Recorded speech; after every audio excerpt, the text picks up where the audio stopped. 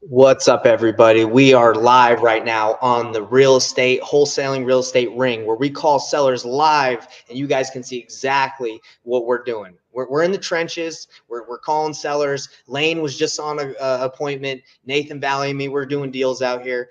We're doing this so you guys can see what it really looks like to close deals. And so stay tuned. This is what you're going to get. I'm going to introduce myself for those of you who don't know me. Then we're going to go with Lane, then Nathan, so you guys know who we are. My name is Nathan Payne. I've been in the wholesaling game, real estate game for several years now, closed hundreds of deals. And again, the purpose of us doing all these things, these calls, is to help you guys close more deals. So that's who I am. Lane, who are you? Who the heck are you? Lane Peterson, same thing. I'm in the wholesale game, been here since 2009, since the market crashed. I'm out of Arizona. I was building houses before then, and I rolled into doing distressed real estate, and I love it. I love it. That's awesome. I'm actually glad for that intro because this is our first time getting a chat, Lane. So that's cool, man. Went from building homes to be like, you know what? Let me just wholesale these things instead. Well, I had to adapt or die. It's like you had to pivot. You had to adapt or die. That was like 2009 hit, and it was like you had to move quick. And if you didn't, you were left in the dust.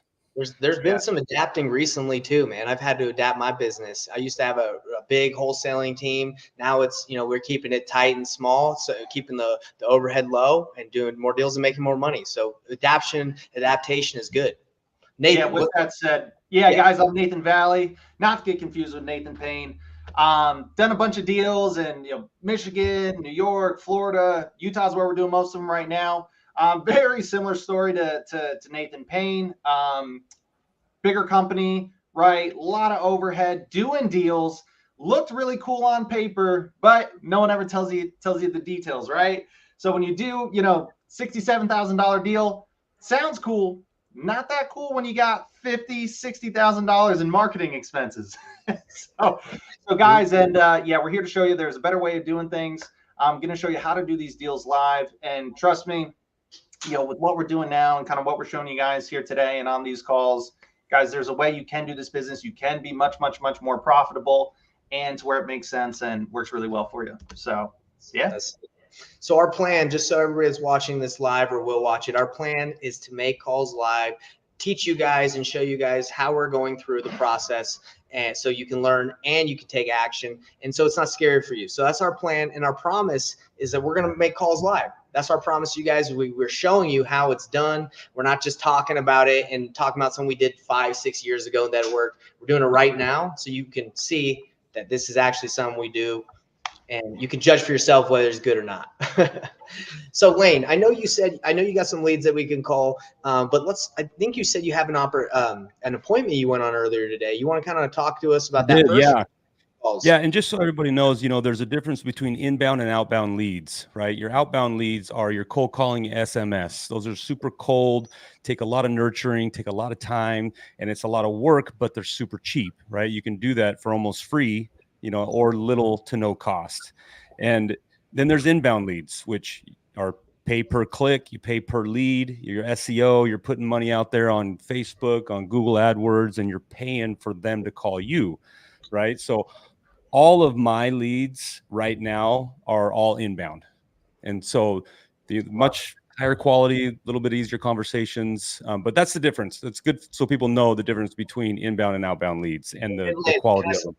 I want to say something super quick about that. Now, you said that SMS and cold calling, it is cheaper, but it also does produce a lot more leads. So the amount of time it takes to filter through those is a lot more time. So even if it is cheaper, I also think it's way more time consuming. So I mean, inbound all day for me. Yeah. And starting out, I mean, cold calling, SMS is agent outreach are the almost free ways to go and get started in this business. Once you start proving that proof of concept, getting your deal done, getting some cash rolling in, then you can put it back in your business and start paying for leads and get higher quality leads. Because it's a much different conversation when someone's calling you that they want to sell your house. Whereas if you're reaching out to them saying, hey, you want to sell? You ever interested in selling? It's a completely different conversation. Yeah, that's 100% agree. And I'll kind of give a little bit of a different perspective as to what Payne was saying. So about 95 to 98% of like what I cut my teeth on was all outbound cold call leads, right? And you learn to get really good at sales when you're just chatting with cold calling leads. And the one thing I'll say is 100% is, guys, leads are not all equal. Just kind of what Lane was describing. 100 cold call leads and 100 PPC leads or Facebook leads. Those are very, very, very different. 5 click leads might be worth 100 cold call leads. It's on every market. And then one other thing I'll say is, as far as ease, I'll actually give kind of a different outlook on it, because I think there's two ways to look at it. Outbound, it takes a lot of time. But the nice thing is you get to control those time blocks of when you're working it. Whereas inbound, one of the hard things is, because it's inbound, you never know when they're going to make that call inbound to you. And so one of the big things with inbound is you got to be able to pick up that call live or get back to them, within seconds or minutes. And so for me personally, I was one of those people to where I never liked feeling like I was glued to my phone, just waiting for it to ring, all day, every day. And so for some people, cold calling or texting might be a better fit. But yeah, inbound leads, much conversation. So, good point. Yeah. So I 100% agree. So I went out on an appointment this morning. It was a local lead. I 90% of my business is buying virtual. So outside of my market, I reside here in Phoenix, Arizona. This one came in and it was a local lead, and it was a PPC lead. So pay per click. Right. And so somebody Googled sell my house fast, sell it for cash, whatever they Googled. Luckily they landed on my landing page, filled out a web form, and I got the lead, got on the phone, had a conversation with this sweet lady, Leslie, and learned that they're in distress. The house isn't that bad of shape. They're in distress though. They've racked up a bunch of debt. They do have some equity in their home. It needs a completely new roof, which is going to cost them about $30,000, which they don't have. And so they need about $100,000 over what they owe to be able to pay off the debt that they have that's kind of really hurting and damaging their life right now, and they want to get out of it. And so it was a great meeting. I mean, I don't know how to upload pictures, but I could upload pictures of the house, but it's out here in West Phoenix in Avondale. And you said you went in person? I did, yeah. If it's a local lead, I want to be there. I want to be belly to belly. I want to be shaking hands, kissing babies, talking eye to eye contact. I mean, 100%, you're gonna have more likely to get that deal than if just over the phone. Agreed. I love it. So what's the scenario on it? It's actually really cool, because what I like to talk about a lot and actually even teach people is it's extremely valuable as a home buyer, as a cash buyer, to have multiple tools in your tool belt, right? And so a lot of times, because we get into this business thinking everything is cash offer. Well, that's not the case, and that's probably not the case that's going to most benefit the seller. I like to look at my business as helping people, right? I love helping people, and so I know that a cash offer is not going to be the best solution for them. And so what are the other options? Well, there's creative finance, there's sub 2, right? Or there's retail. You can take it retail, do it through a novation, or if it's your local market and your license, you can help them doing that way. So this home is worth about $600,000, and she wants to walk away with. So is that ARV or that is ARV, after repaired value. So if you want to write these numbers down, I'm gonna write it down. But real quick, at the very bottom, I'm just putting the options that you said. You said you got novation, cash, creative, and then you said what's the other one? I know you can wholesale it. There's 3. So anyway, I'm just putting it at the bottom. I'm trying to make it look. So good. Hotel is your exit, right? That's your exit strategy. But as far as your acquisition, there's really those 3 options, right? Your cash, your sub 2, creative finance, and retail, novation. That's it, brother. All right, man. That's your acquisitions. That's your 3 options of acquisitions. If you guys can think of another one, please let me know, because I don't think there is. Some people might say like listing it, right? Wouldn't you say that's retail? I didn't put retail / novation. Okay, let's say novation and retail are the same. Okay. So, all right, let's talk about this deal. You got this one is in Phoenix, right? AZ. Yep. Okay, what are Home the is numbers? worth, ARV is $600,000. Okay. All right. Needs a new roof. Everything else is pretty clean, but it's probably with the new roof and everything going to take about 40,000. 40K for the new roof and some odds and ends, right? And then you got 6% in realtor commissions when you sell it, right? Which is $36,000. So if I get this home and I list it for 600, I put in 40,000 and I paid real estate commissions, I'm walking away with $524,000. They want 520. Yo, Lane, you kind of like that old school calculator, huh? Hey, don't make fun of my Walmart stuff, dude. Let, This thing works just as good and gives me the same numbers. let me throw it in here. I like to do this. So you said, Oh, now you're just gonna get it all. I'm just trying to get like simple here. okay, She wants 520, and those 520. numbers I'm walking away with 524. Okay, let's see. All right, I'm not going to mess around with this right now, but anyway. Yeah, see, Walmart calculator were great. Yeah, we don't want to complicate it for the people. All right, so 524 after commissions and after rehab. That's if you flip yourself, correct? That's if I sold it for 600, put 40 into it, paid commissions, I'm walking away with 524. And the seller's asking 520 for a cash. Asking 520 for a cash offer. Did they say, or I don't know if you asked them, did they say like, why they haven't just listed it or fix it up themselves or any of those routes? They don't have the money to put a new roof on it.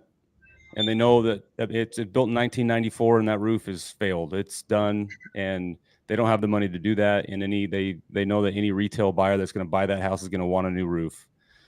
And then they are against listing it. They don't like dealing with showings with people walking through their home, and they're deathly afraid of an inspector asking even more than the roof, and they just don't want to deal with it. They'd like to just have their cash and go. So that's why on this one, are you thinking, tell us what's your process? Because my mind's going right now what I would do. What would you do? What are you going to do? So I had a very honest, direct conversation with her saying that you can see this, the cash offer doesn't work. If I pay 520, I'm going to be losing a lot of money. So I did hit her with my cash offer, and that was at 450,000. And I thought that was a pretty fair cash offer. If I got to go put all that money into it and I'm listing a house for $600,000 in this market with interest rates at 7%, you might be sitting on it for a while because that's a very high payment these days when the interest rates being what they are. So I told her my cash offer. I said, this is where we would be, as is, straight to the point, simple, don't have to worry about anything else. She's like, well, you're like $70,000 off. So I said, hey, there is another program that we do offer that if I can get it approved, I could get you a lot more money. It just takes a little bit more time, which is novation, right? Which is taking it retail. But they don't want to deal with realtors, right? They don't want to have to do the negotiations and deal with the inspector and deal with the repairs and all that. So I said, if I can get this approved in our other program, I can get you a lot more money.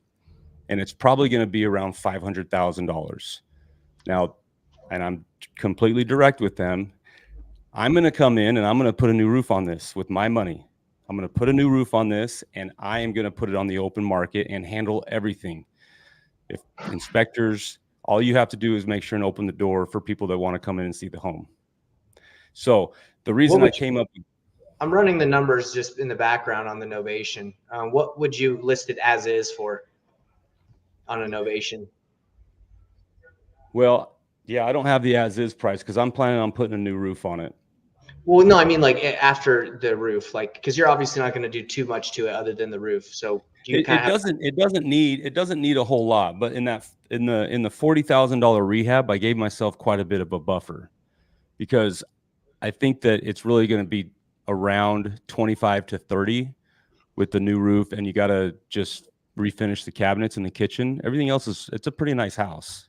Great Yeah. pool, great yard, great everything. What would you list it as? So after putting the roof on it and painting those cabinets, I'd list it at 600. Okay, so you go 600 and then you'd put about 30 into it on a novation deal. Yeah, 25 to 30 on a novation. I am licensed, so it would only cost me 3% for the listing, maybe another 2%, so say 5% in listing and closing costs. Right. One more question I had was what's kind of their motivation for moving? Like is staying in the house an Pay off option? their debt. They want to pull their equity. They need $100,000 to pay off their debt, and they're over home ownership. They don't like it. They don't like the maintenance. That they have a big yard. It's kind of a big house, and they've just been dumping money into it. They put a couple new AC units on it over the years. They put new windows in it, and it's just draining them. And now they got all this debt, and they just need to be done. So for everybody, sorry. Oh yeah, I was just gonna point out real quick. So guys, all those questions that I asked. So Lane obviously crushed it on the interview because, guys, you don't need to be a master salesman, right? There's definitely there's certain lines here and there that are great, but just look at kind of the things that we went through, right? Lane had a conversation with the sellers and asked them about all the other options, right? When you're talking with a seller or whoever, guys, list out all the other options to them. Hey, have you thought about doing this? Have you thought about maybe just fixing it up yourself? And what happens is at the end of the conversation, and I promise, guys, you're not saying anything that they haven't thought of, right? Yes, they know agents exist. Yes, they know they could fix it up themselves. But what happens is when you ask them all that questions, they are telling you why you are the only option for them. They're telling you why you are the perfect buyer for them. And what's great is you now have all the information of what's important for them, what's going on in this situation.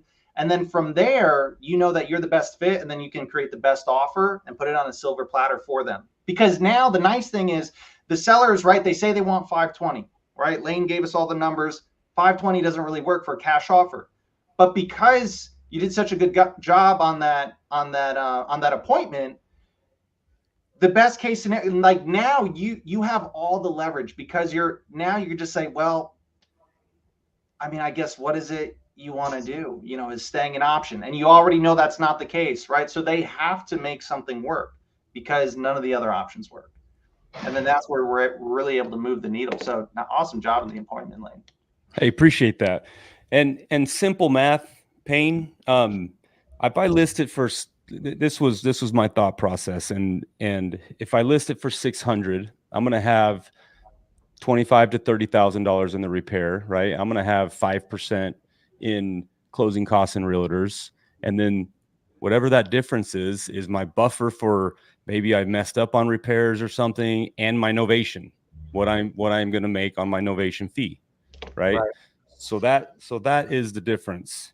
And that's how this is how I run the numbers on novation. So you had 600,000 is the list price. If you want to sell it fast, we usually just do like a 95% of that price, just so you could even list it if you need to go down 3% of the commission. Since you're an agent, you don't need to, take the 3% of that as well. So you're going to probably pay 3% to a buyer's agent, closing costs, your desired profit. And then I put the repair costs.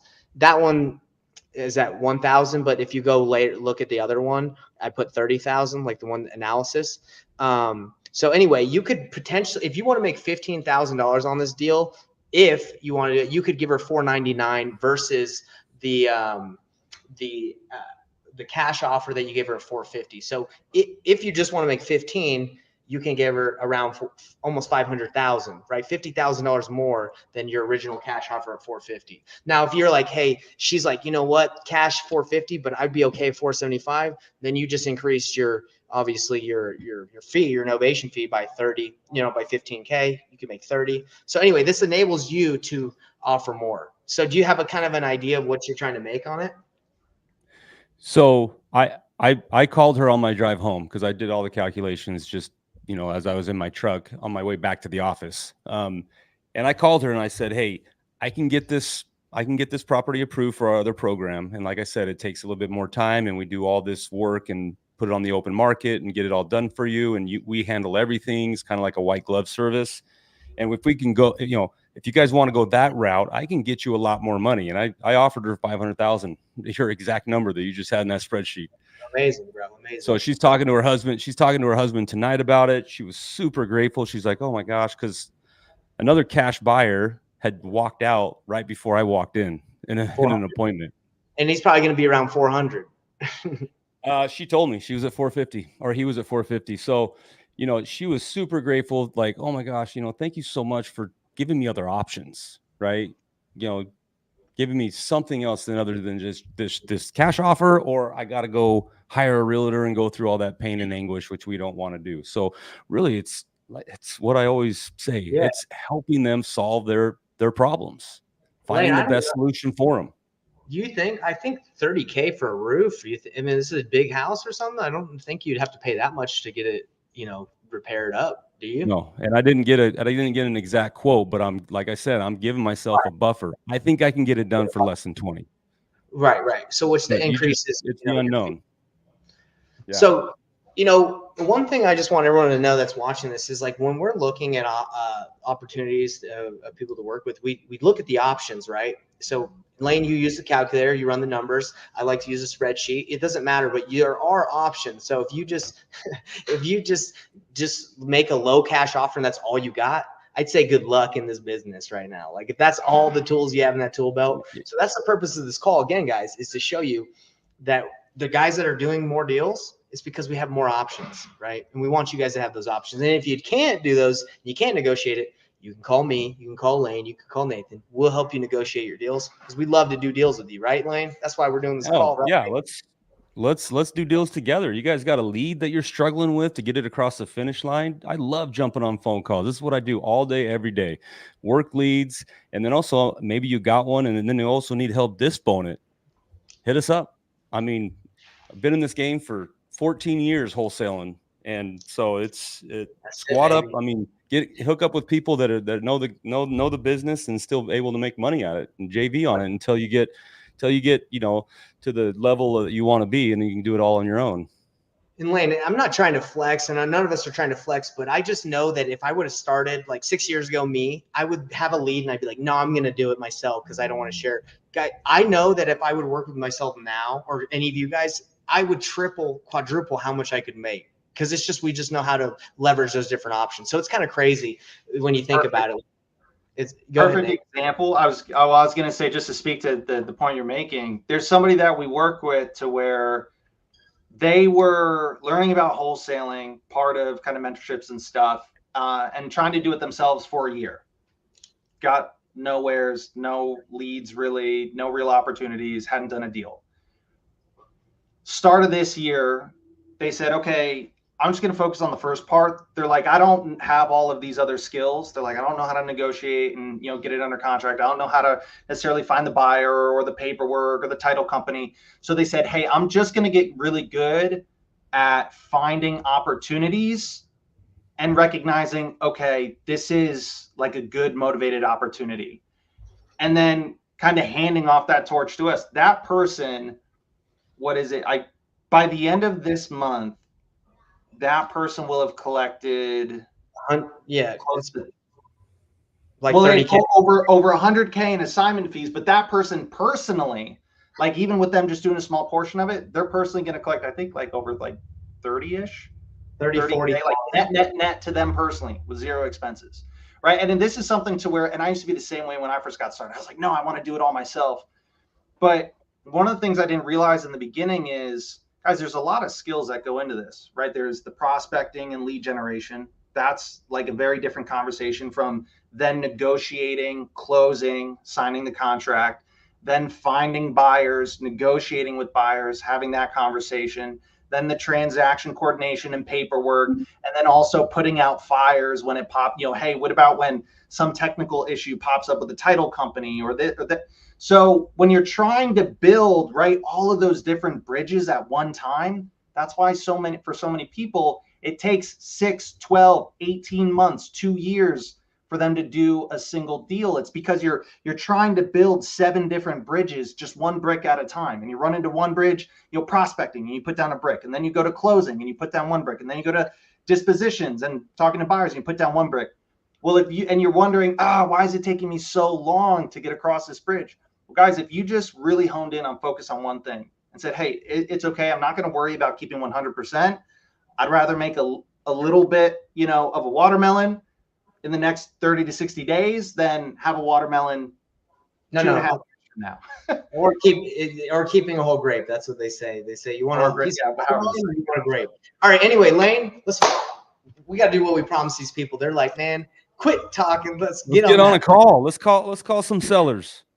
Let's do it, man. This is okay. How so, would it be after like talking all that? Calls him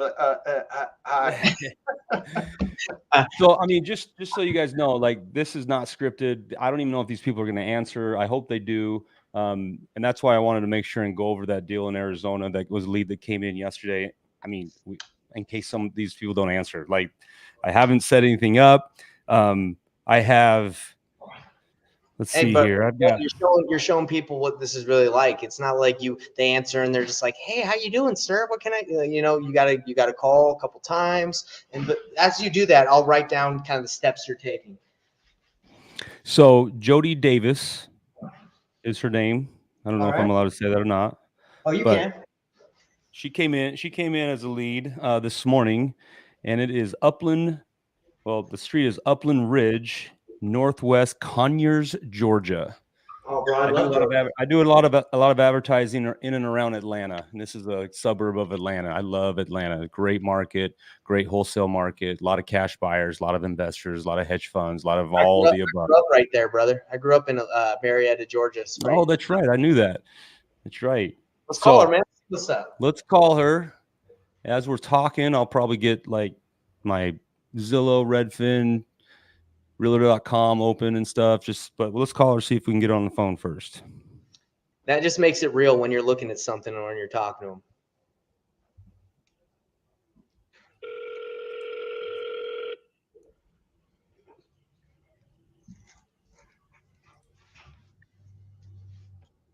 Hello. Hello, is this Jody? Who's calling? Jody, my name is Lane. I am calling because you had filled out some information on one of our websites about your property that you're trying to sell on Upland Ridge. Yes. How are you today? I'm fine. Good. Well, Jody, I wanted to reach out. I appreciate you finding us. What can you tell me about what you got going on there with that property? I'm not sure what you're asking. Well, just tell me a little bit about it. I want to sell it. Like what? Okay. I mean, do you have a timeline that you're looking to do that in? The sooner the better. Okay. Well, you came to the right place. We are a cash buyer, so we can close quick. We can buy it as is. Obviously, there's no real estate commissions or closing costs involved in it. So is the property currently vacant? Is it something you're looking to do quick? No, I live in the property. Okay. So do you already have another place to go and to live, or are you looking to like maybe rent back after we close for a little while until you find a place to go? Yeah, I would probably need like 30 days after the closing date to be able to move out. Okay. Well, we can accommodate. I just wanted to see like maybe a quote that you guys can give or something. I don't know. It's that you guys could give a quote. Yeah, no, totally understandable. What's got you moving? Me and my ex-fiance bought the house together. So we're just trying to sell it. So we can part ways. So is he on title? I'm sorry, what was that? Is he on title? Like, is he an owner of the home as well? Yes. Okay, so and he's willing to sell also. Okay, he's on board. He's willing.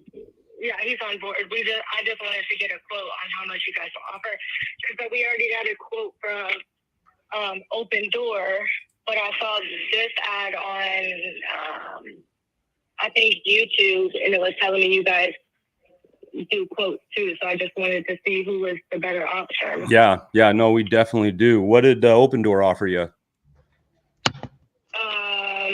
$213. Okay. So I've sold a lot of houses to Open Door, and I know how they operate. And just out of curiosity, have you made sure that's like the net number to you? Because a lot of times they'll give a price, and then if you accept it, then they take out all their fees out of that number. Yeah, he told me the fees were, I can't remember. He told me the fees or something like that. I think it was like 3,600 or something. So is that number, that the 213, is that after they've taken out the fees? No, that's before they take out the fees. Okay. And so what would be the net to you? Currently we owe 163 on the house. Okay. Well, I was trying to get to the bottom of what Open Door's offer was. So if they said 213, and then there's how much in fees off of that? I think it was 3,000. I'm sorry, did you So say? it would be like, I think it was like 3,000. He said after all the fees. So it would be like 210,000, maybe 209,000 that they would give us. Okay. And have they been out to see the property yet? No. Okay. Yeah. We got an appraisal, and currently the appraisal is 230,000. 230. Okay. Yeah. And how's the overall condition of the home? Everything's fine with it. The only thing is that storm that just happened, that tornado that touched down over by us. There's a portion of the roof that the shingles came off of. So I tried to get it covered by the insurance. They said it was like $4,000 to fix it, but that's like as much as my deductible. So they just, I'm just gonna have to fix it. So it's about $4,000. Well, I'll be honest with you. That's a pretty dang good offer if that's what they're willing to do cash. Just be aware that, like I said, I've sold a lot of houses to the iBuyers, and they'll give you a price, they'll send you an agreement, you sign the agreement, and then they come out and do their inspection or their walkthrough, and then they hit you again for a price reduction for repairs. We always pride ourselves in, when we go to contract, we do everything possible. We're not going to ask for a price reduction. And so I would just be aware of that, and just, make sure you look out for that. Because it sounds like, to me, that's a very good offer. I mean, I wouldn't be able to get to that number of 210. I might be able to get close to 200.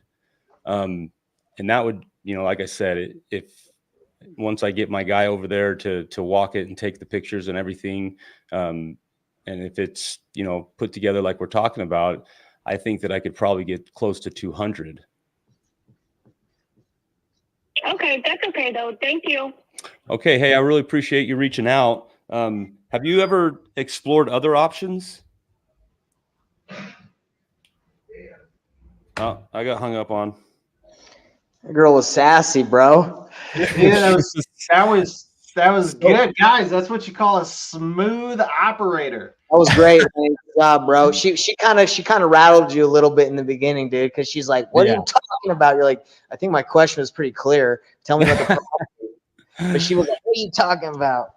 That's Open Door's hard to compete with, but I mean, I've done it so many times, time and time again. It's like they give that price, and they don't tell the owner that their fees are going to come out of that, and then they also don't have any estimated rehab. So once they sign the agreement, then they go out there, they do their inspection. They're like, "Oh, well, we need $25,000 for repairs." So what's the plan on this one? I would definitely. This is definitely a motivated seller, mainly because of the situation. And I wrote it down, everybody, if you guys didn't see it. She broke up with her ex. So they broke up. She has an ex-fiance. They want to sell. He's in the hospital. We didn't really go too deep into that, which is fine. But there's obviously something going on. They probably need the money. She owes 163. She got an appraisal at 230. I don't really care about appraisals. I'm sure the ARV of this property, without looking at it, maybe it's like 250, 260 or something. So I mean, Redfin's got a 261.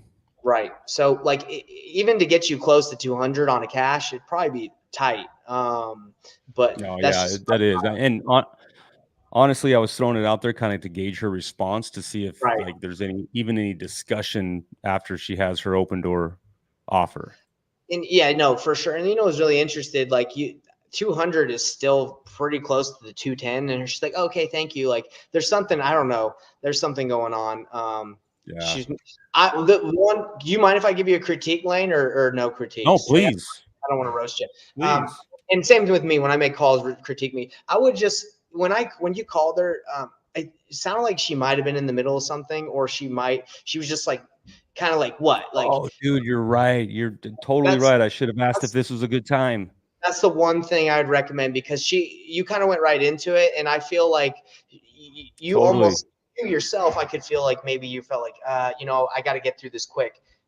With that one question, hey, did I catch you at a bad time, or do you have 5-10 minutes to talk? You would have felt a lot more comfortable to talk it through. Good feedback for sure. Yeah, for sure. So, that's the only thing. Couple things I want to touch on as far as positives, though, guys. What and again, I like a testament to been doing this for a minute, right, guys? When in the beginning, right, she was kind of a little bit of a aggressive tone, right? She sounded like she didn't really want to be on the phone, or she sounded like she was about to hang up any second, right? One wrong word. Yeah. If you guys noticed, he just kept moving the conversation forward, right? Naturally. And you know what happened? And this is what happens with so many sellers, right? It might start off rough, but when you keep just kind of moving the ball forward, it smooths out, they get in the groove of it, and then it turned into a perfectly fine conversation, right? And you just had to work through that little bit of that upfront barrier, that smoke screen that they put up initially, right? So kind of keep moving through that process, kind of no matter how their tone is in the beginning. And then the other thing that I love that you did, like pro move, guys, the other offer, right? She's like, oh, open door, what was it, 213. Guys, this is so great. You weren't like, oh man, they're lying, this, that. No, you pushed her to, you're like, that's a great offer. You should take that. Like, absolutely, hands up.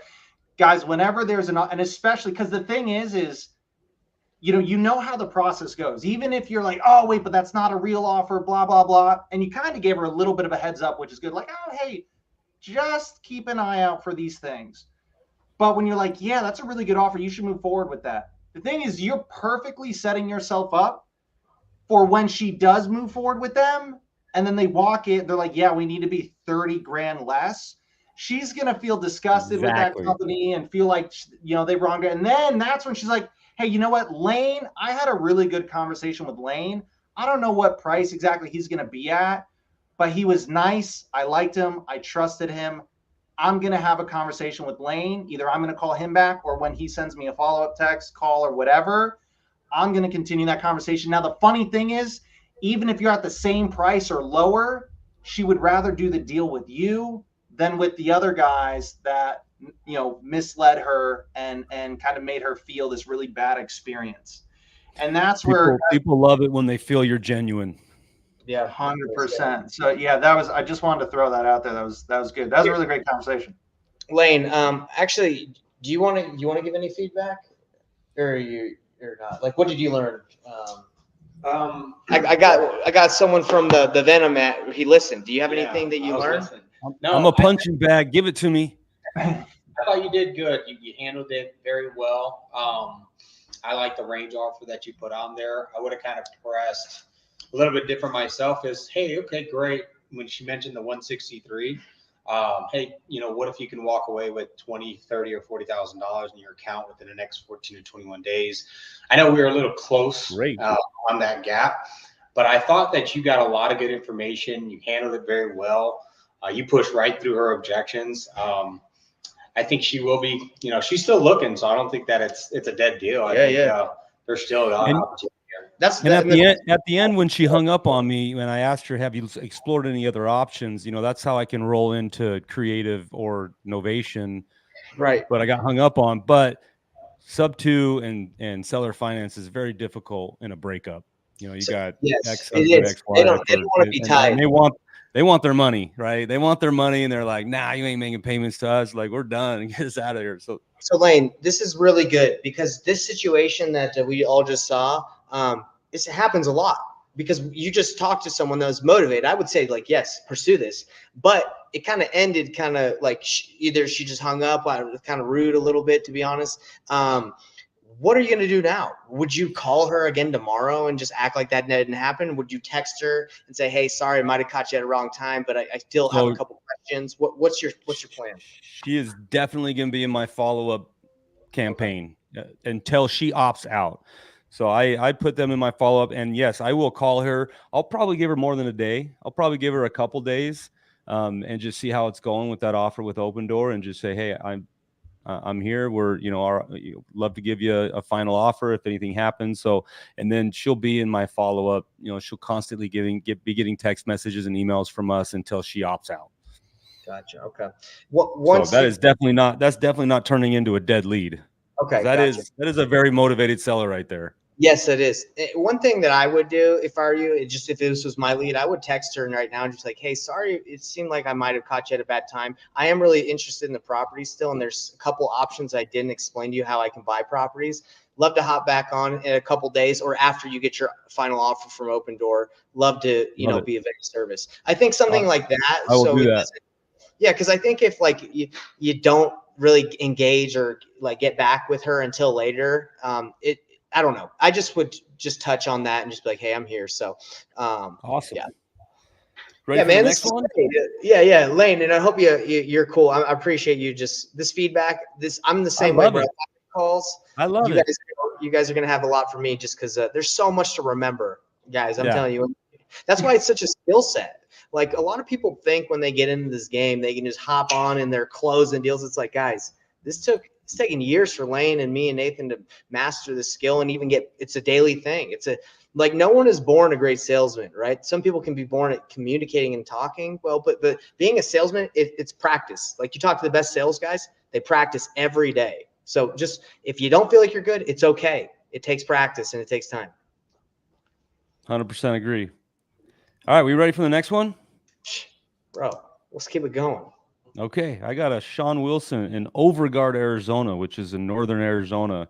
Came in as a web lead as well, PPC. So this is an inbound lead, not outbound. So there's definitely some pain or some distress or something's going on, right? You guys know the 4 pillars of wholesale, right? Price, yes. Motivation, condition, and timeline. I mean, dude, sometimes I don't even feel like price is one of them. Sometimes I feel like everybody wants the high price unless they just lowball themselves. I really like just getting to the point. If you guys didn't notice that, like there's so many people out there that tell you gotta do this, you gotta do these mind games, you gotta go through all 4 pillars, you gotta find out everything about it. It's like I try and get straight to the point and build a relationship through the conversation. Yeah. And so, I don't know if you guys know RJ Bates, but he's, king closer or whatever he wants to call himself. But, he does a pretty good job at that. He just gets to the point. And I think there's like balance, right? There's balance of like, you can just get to the point, but also there are some people that like, you got to finesse a little bit. You got to make them feel like, they're the one, you're the one for them. So it's a dance, Okay, here we go.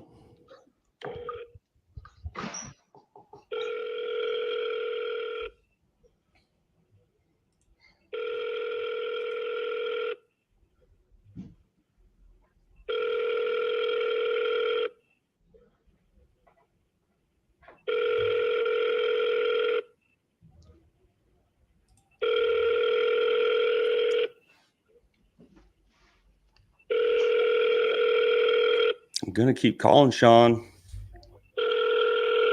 4792. Okay, so so you guys know what I do in my company. It's written out. Our process for intake is the first thing is you call back to back to back before you roll them over into the next, which is email and text message. Is what I call it, but that's it. Just back. 3, 2, 1. That's it.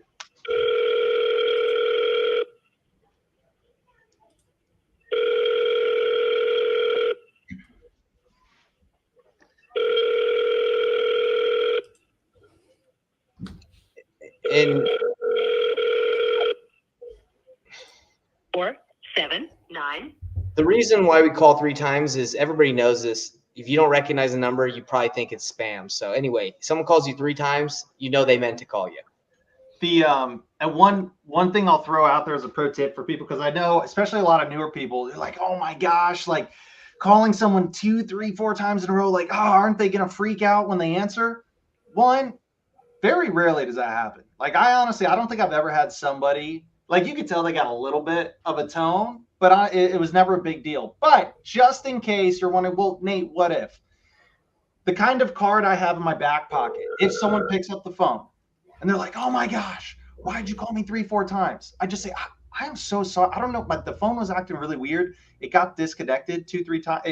Did it ring through for you? Right? Yes. I'm like, oh, sorry. Yeah. And then lead right into the conversation. Yeah, it's pretty simple to play off of that. So that was 3 times. And what I do, and then I move him over in my CRM, and he gets an automatic text message. He'll get a ringless voicemail. He'll get an email. And then he starts wishing he picked up Hey, Mom, got something to say to that really quick. What's up? So to piggyback on the 3 calls as well, you got to remember that a lot of these people that are in distress, they're hoping that they just can avoid a conversation and that their problems will go away. So you dialing 3 times also shows that you're serious and you really want to try to help them. And that's the way that I kind of approach it, because a lot of times these people are just going to ignore calls and hope that everything just goes away. That's just not true. Yeah, they do wait to the last minute to sell on those pre-foreclosures, don't they, Lane? Yeah, they do, and that's why they're okay. I got another one here. Just a quick question I wanted to answer. Jack was asking, what's the best way to market to your pre-foreclosure list? Love to get your guys' inputs, but for me, I really like when it comes to omni-channel marketing, right? So if you pull a list, rather than me cold calling a list of like 10,000, I'd rather have a much smaller list, but I call the list, I text that list, and I send mail to that list. So Omni, right, you're hitting them from all angles, because there's going to be some people that respond to phone calls, some people that respond to text, some people that respond to mail. I don't know if that's, well, I know inbound is your preference, Lane. Lane's like, forget that. Well, no. NOT lists, I guess you're calling my bluff. NOT lists, I do still market to with my VAs. So I am cold calling a little bit for NOTs, and we got door knockers. So, but what do you mean by NOT? Are you saying NOD or NOT? Notice of trustee sale.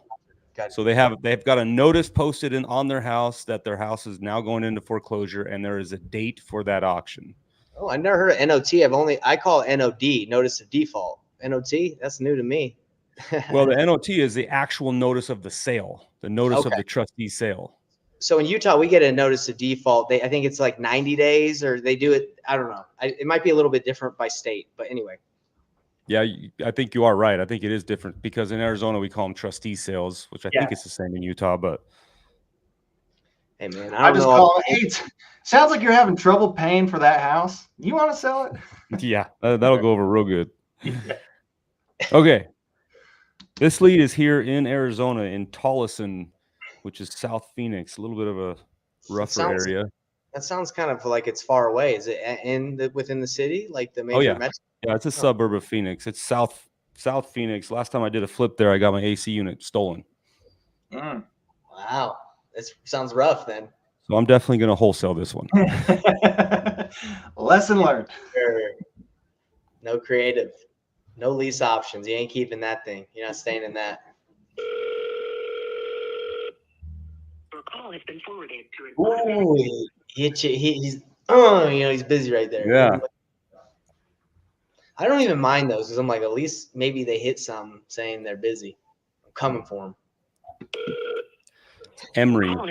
Oh, come on, Emery. Where is the love? Coming at you again.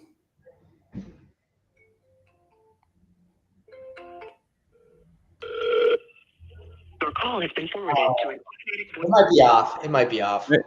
Maybe she's in the bathroom. She's just, maybe, brother. Well, hey guys, this has been really good. Lane, you did it just like last week. 1 out of 3, crushing it. And guys, this is the reality. You're gonna get 1 out of 3 most of the time. That's why we leverage text, VAs to set up appointments, set calls, but it really just depends how you do your game. Lane, before we wrap up, do you have anything you want to say? Nathan Valley, you have anything you want to say? Follow up. I mean, that follow up is key. It's very rare you're buying a house on the first call. You know, I mean, what do you think it is? 80-90% of your houses are bought off of follow up. So if you're going to be generating leads, however you're doing it, have some sort of a pipeline, have some sort of a sequence of your follow up to be able to stay in front of them. With my acquisition team, I have 20 steps. When that lead comes in, we have 20 steps until they finally don't answer. After that 20 steps, if they haven't answered us, like they probably didn't want to talk to us anyway. But they still stay in our long-term drip, like our long-term campaign. But it's 20 things that we're doing. I mean, calling, texting, ringless voicemail, texting again, calling, email. I mean, it's dude, your hitting them up on friend requests, you're DMing them, you're showing up to their church. Yeah, you showing up to their house, bro. But I mean, to do this business and do it with the most profitability is load that tool belt with all the tools to be able to help that seller that is in distress. They're calling you because they are in distress. So it's your responsibility to be able to help them as good as you can and to find a solution for them. And Lane, you're saying you help. And I think a lot of people, when they hear about an industry, they're like, you guys aren't helping anybody. No, guys, like if you've been in this business long enough, you know we solve problems. That's how we make deals happen. If someone doesn't have a problem to solve, they usually just list it or stay in the house or flip it themselves. The people we work with, they have money is not the motivating factor for most of them. They know they're giving up. We tell them that they're not making as much as they can. It's the first thing 100%. we say. We say, hey, you can make more money, but go ahead. I saw a video the other day. It was Brad Lee, and he was talking about how it's all about how you perceive yourself, right? He asked his videographer, he's like, what do you do? And the videographer's like, well, I edit videos. And he's like, no, you don't. You make people famous. What do I do as a wholesaler? Like I change lives. That's it, bro. Changing lives. It's all about how you perceive yourself. That's it. Nate, do you have anything you want to say? Sorry. Yeah. I mean, I can't. Oh my gosh, the follow-up thing. Yeah, guys, I know it gets said so much to where it just kind of, it's like, yeah, I know, follow. Guys, honestly, like perfect example. We, in a few minutes, right, 1 out of 3 picked up. It's probably bigger than that, right? It's probably 1 out of 5, could be even as much as 1 out of 10. And that's with inbound leads, right? So imagine it's 1 out of 10. If you talk to 3 people, that's still about 30 people that they're interested in selling. You just have to do the work to get them back on the phone. So again, I really just want to kind of reiterate the follow-up that is so key. And then the other thing I wanted to just mention, the offers.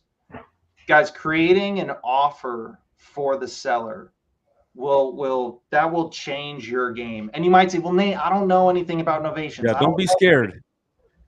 Yeah, and it's okay if you're like, I don't understand novations. I don't know how to do it, or creative finance, or this or that. Guys, just the simplest principle that you can apply today in talking to sellers or agents or whoever, and you can significantly become drastically better right now. Every conversation, enter the conversation. Genuinely care more about the other person's outcome than they do.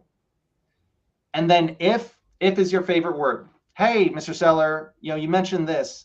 If we were able to solve that, is that something that would be of value? Hey, if we were able to do this, would that be valuable? Now, here's the thing. You might not know how to do creative. You might not know how to do novations, but you can talk to a buyer or JV with somebody that does. And now it's okay. You don't need to have those answers, but you're like, hey, I spoke to this person. I was able to uncover, here's all the problems they have. I don't know how to solve those. Can you help me with that? Yeah, that's right.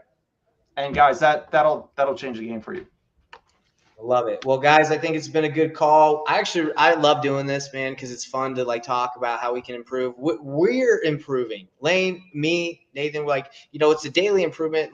In order to be good at sales, it's daily practice. So I don't think you ever reach the pinnacle, you reach the top where you're the best and you can't learn. We all can learn. So guys, if you enjoyed this, We do this every Thursday at 3 p.m. MST, 5 p.m. Eastern Standard Time. If you want to get a hold of me, go to painlessflipping.com. We have the Painless Flipping Academy that helps people learn how to get better at sales, get better, close more deals. You got Nathan Valley, also reach out to him. Lane, I know people can DM you. You want to JV with people. Where do you want people to reach out to you, Lane, if they love you and they want to just connect? Yeah, no, you can find me on, I'm HOV Lane is my Instagram, my YouTube. You can find me there. DM me if you have a deal that you need help on getting to the finish line. DM me, hit me up. I love it. I love working deals. I love helping people. And if you even have a deal that you need to help to sell, I mean, I'm all about it. I just had this 24-year-old kid come in my office last week saying, "Hey, I've been producing leads. I don't know how to close them. Will you call these people back for me?" Literally in a week, we got a deal here in Arizona. We got it tied up for 70,000. Just sold it this morning for 115. His first deal. 24 years old. All he needed was just help. He had people that wanted offers. Bro, how many wholesalers in that situation? I would say countless. I know when I first started, if I had someone that could help me out, I would have made triple, quadruple, because I was banging them doors, bro. So anyway, everyone, we'd love to work with you guys. We, hit us up, and we'll see you next week. Next week, same place, same time. That's it. Hey, thanks, guys.